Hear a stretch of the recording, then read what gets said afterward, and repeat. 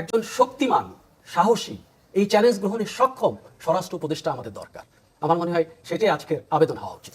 সেনাবাহিনী তো রাস্তায় রয়েছে, তারা কেন পারছে না? আমার ধারণা যে কোথাও একটা সমন্বয়হীনতা, এই জন্য স্বরাষ্ট্র উপদেষ্টা তো লিডার, আসলে এই পুরো কাজটার একটা লিডার, উনি রাজনৈতিক নেতৃত্ব দেওয়া এবং এই পুরো কাজটা, এখানে সমন্বয়হীনতা একটা দেখা যাচ্ছে।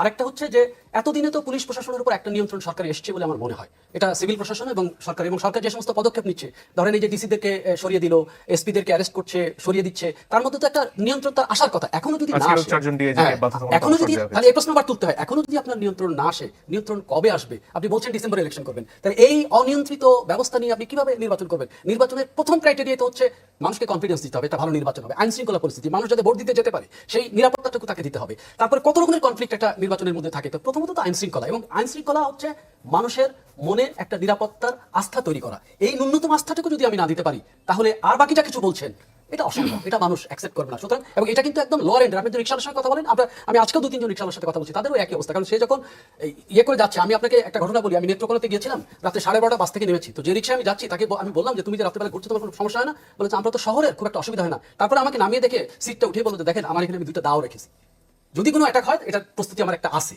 তো এখন মানুষ কি প্রত্যেকের দাও নিয়ে ঘুরবে? আমরা কি দাও নিয়ে ঘুরবো? আমরা কি অস্ত্র নিয়ে ঘুরবো? এটা তো হতে পারে না। সুতরাং একটা নিরাপত্তার কনফিডেন্স দিতে হবে, এবং আমি মনে করি এটাকে একদম নাম্বার 1 প্রায়োরিটি হিসেবে দেখা উচিত।